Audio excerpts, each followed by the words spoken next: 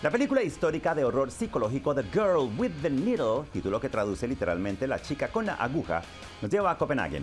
Caroline, quien está embarazada, toma un trabajo como ama de crianza para Dagmar, una mujer mayor que tiene una agencia clandestina de adopciones. Supuestamente, ella ayuda a madres en situaciones adversas a ubicar a sus hijos en hogares de paso.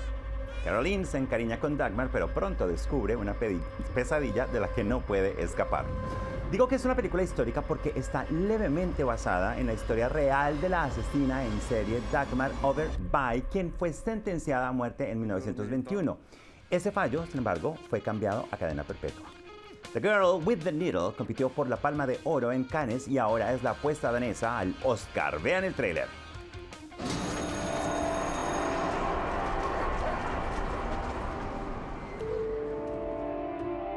Vi har modtaget deres brev, hvor de anmoder om enkestøtte. Uden deres mands dødsattest kan jeg desværre ikke imødekomme deres anmodning. Min mand forsvinder ikke bare. Caroline? Hvem er det? Jeg er hendes mand.